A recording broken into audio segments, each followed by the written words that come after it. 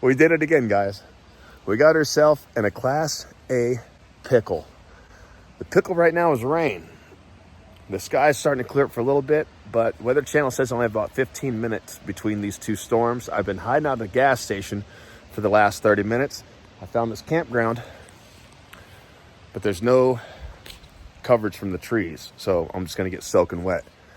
There's an office registration building right here, and I thought maybe I could hide out under this little overhang and set up my tent right here. But it's only about 3 feet wide, and it's a little too narrow. Maybe I could just set up an air mattress, but that's pushing it. I found one more option, and I think this is a much better idea. When I got off my motorcycle, I noticed there's this gazebo type structure. It's pretty nice in here. It's probably about, I don't know, 15 by 8 feet. It's dry. And I'm gonna pull my motorcycle in over here, set up my tent over here. I'll put this swing over the backside to create a little more room. And I'm right by this creek, a little babbling brook. I'm gonna pay my camp fee, and on the section where it says campsite number, I'm just gonna write, oh, look at that. I've even got power to charge my devices. All right, I'm gonna stop getting clever. It's gonna get dark. It's gonna start raining. I gotta get my camp set up. So there's a pretty good slope right here, and this is all wet from the rain last night. I was able to get in to the overhang last night, but I'm afraid that backing the motorcycle out, my bike might slide down this little hill. So in the interest of entertaining my viewers, by the way, I just had 1 million views last night. I'm very proud about that. In the interest of entertaining my viewers, I'm gonna set the camera up on a tripod, and if I fail, at least you guys get to laugh at me. And hopefully my bike doesn't slide all the way down into the creek.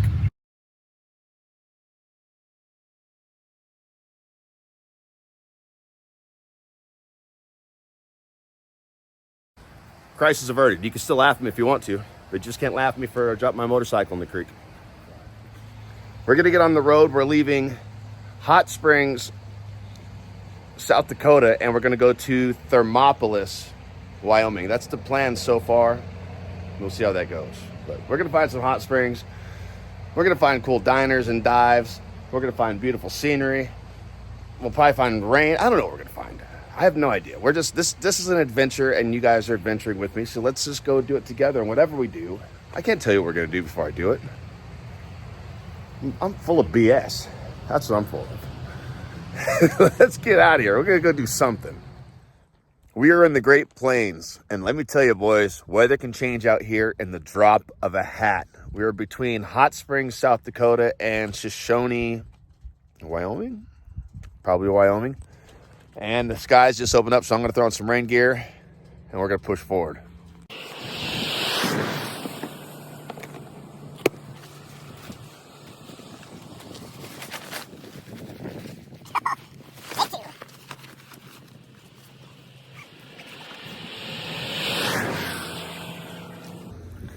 Now, I wear a waterproof jacket. This is waxed cotton. It's made by Roland Shands Design. I've had this jacket for 15 years. I have over 500,000 miles on it, and I wax it about once a year. So all I have to do is just put on the rain pants, and I use mink oil on my boots. It works pretty good. I had to stop for a rest. I only got 1 hour in, maybe a little less than an hour. It is freezing cold. It's that, you know, like when the wind is just wet, you get that misty wind, and that's it. Like you'll never get dry again. You'll never get warm again. That's how you feel. My nose is running. It's gross. I just can't seem to get my hands warm, my feet warm. I'll tell you what, I got a black belt in complaining about the weather, though. We are in a very cool, special place right now. It's called Lost Springs. Lost Springs claims to be the smallest town in America with only 6 residents. They do have public working restrooms, which is pretty nice. There's one post office and one bar. I can't zoom when it's on forward camera. You'd think I would know this, right? Like, I'm semi-professional at this. But they have one bar, one bathroom, one post office, 6 residents here. I'm looking both ways when I cross the street. Don't ask me why. Just safety, safety, safety. That's what I always say. We're gonna get back on the road. I'm thinking about doing the interstate on the way home. I know that I always say avoid the interstates at all costs. The interstates for truckers and suckers. But it's cold. It's cold up here in the plains, and it's 97 down in the desert where the interstate is. So I don't really know how to find a happy medium. There's no middle line that goes across between the plains and the deserts. You're on one or the other. So you're either going to hear me complain about how cold I am or about how hot I am. At least if I'm in the deserts, I can find campgrounds that have like a river, a lake or something, you know, and I can cool off. Up here, I just can't seem to get warm, man. I haven't felt my fingers since South Dakota. It's all rainy and gloomy. I don't know what to do. I'm going to make it to Casper, Wyoming, and I'm going to do some internet sleuthing on weather and see if I can find some kind of a route that would take me across maybe like the lower elevation of the plains. I think I'm about 5,000 feet right now, and that's why it's so cold up here. So let's see what we do. I know what we won't be doing. We will not be finding a town with a lower population than Lost Springs, Wyoming.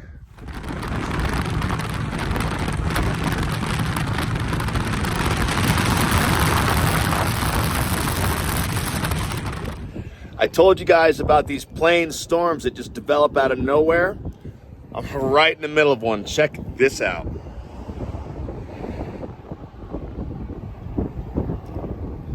This thing is spinning around like a tornado.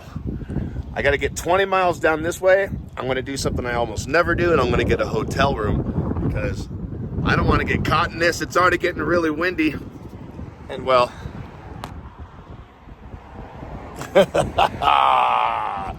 storms be damned. Let's go get a hotel room.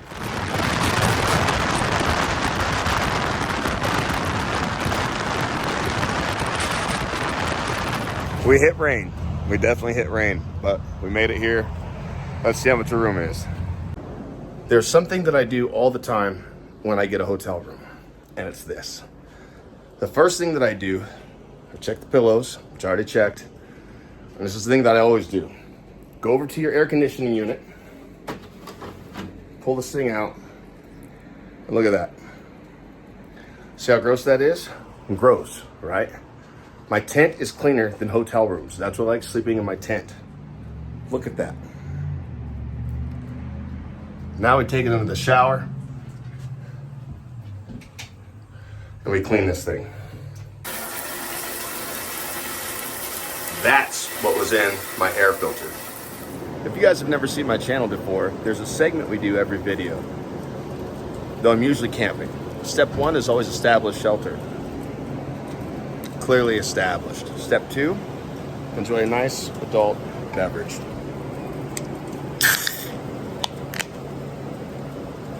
It's a shaky boy.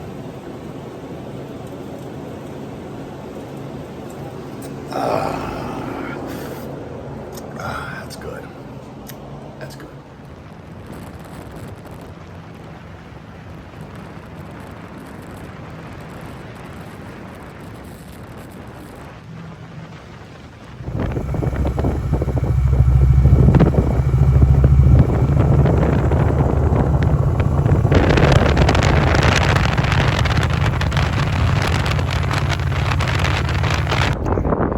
Made it out here to the Grand Teton National Park. I know you guys can't see much of it. I can't see much of it either.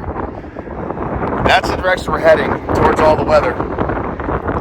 It's probably going to get more wet, but hopefully see some pretty stuff. It is raining really hard. Dig out. That's hail. No, it's hailing. We're not doing this. We're going back. We're going back. Shit. Ow. Fucking hail.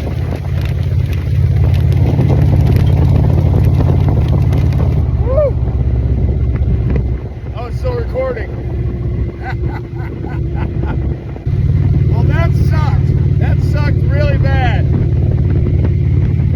We're going into town. Well, that hailstorm was wild.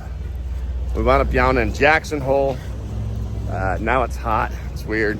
Just Wyoming weather, man. If you don't like it, wait 10 minutes. You guys have probably seen this before.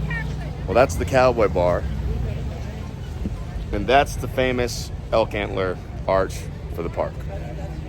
I gotta put on some sunblock now. I was just in hail, now I need to put on sunblock.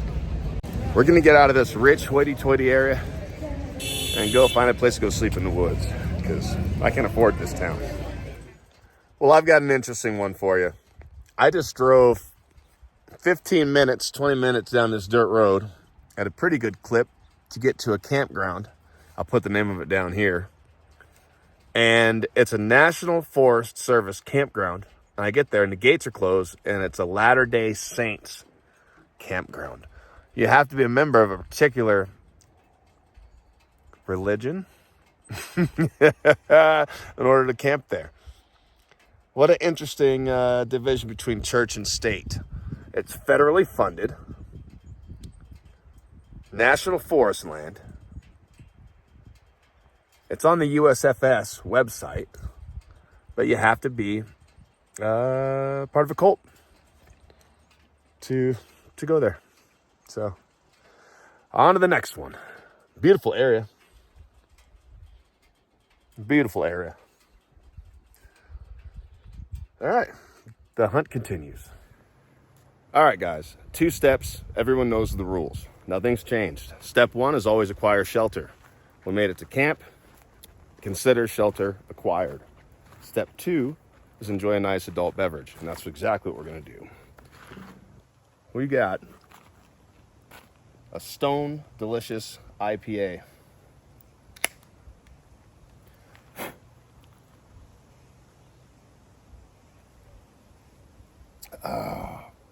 That's good.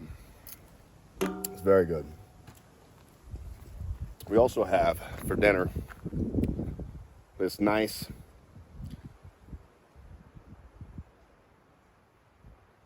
my brain just completely froze. I couldn't read right. I'm tired. It's a ribeye. It's a ribeye.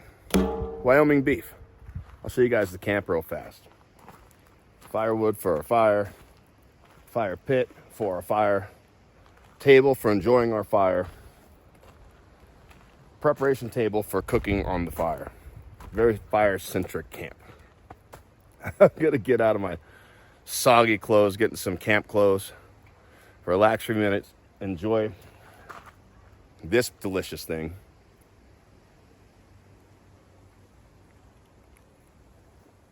And we'll pick back up in a minute. Well, the mesquites, that has nothing to do with this bottle, by the way, or how empty it is. It's a simple slip of the tongue. The mosquitoes are out, so I made a little smudge stick.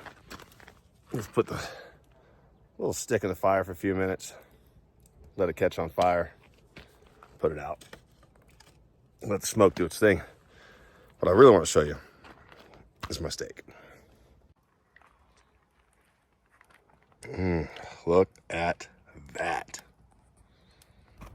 I'd say that's cooked just perfect.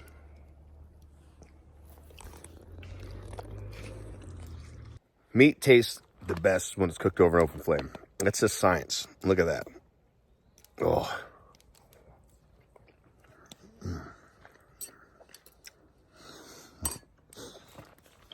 That's good.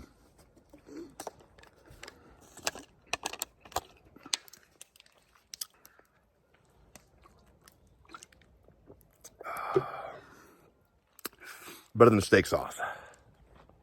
This steak is perfect. Absolutely perfect. I'll tell you what I did.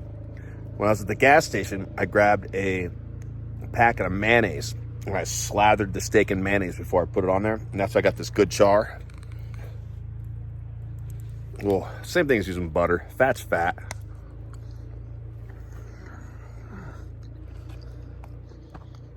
It's a good steak.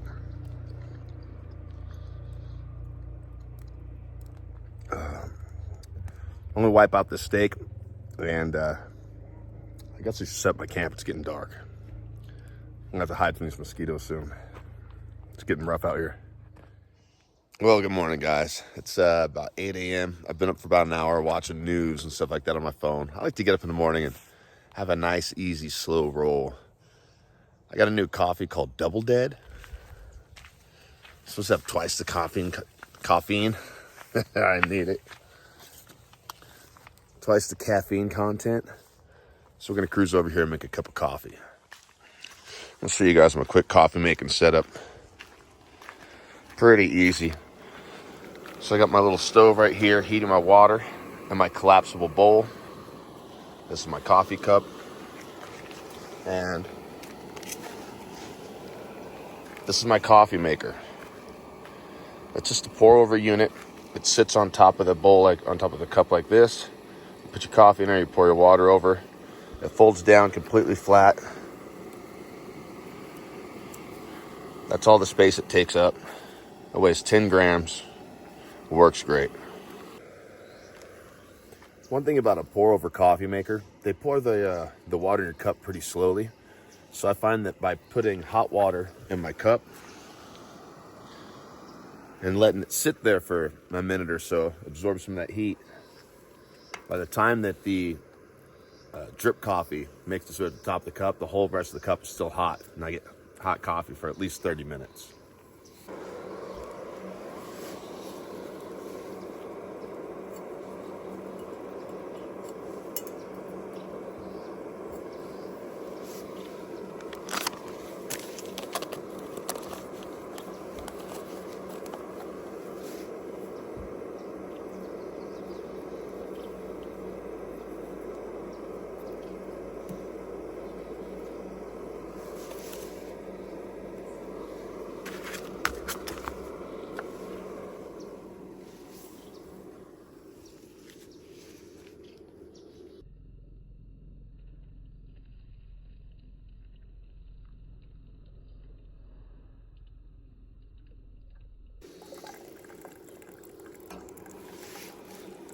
There you have it. Coffee will be done in a second. Breakfast is just as easy. It takes about 3 minutes to get my water boiling, then pour it in this pouch, mix it up, let it sit for about 15 minutes, and then I got breakfast and coffee. And in that time, I'll have enough time to break down my tent, and when I'm done with breakfast, I'll wash off my dishes. I'll be down the road. Hope you guys enjoyed this episode. I didn't bring the GoPro with me on this trip. I forgot it. So let me know what you think about the video without all of the riding in it, because there's almost no riding in any of these videos. Hope you guys enjoyed it. If you did, like, subscribe. Just come by and say hi in the comments. See you guys.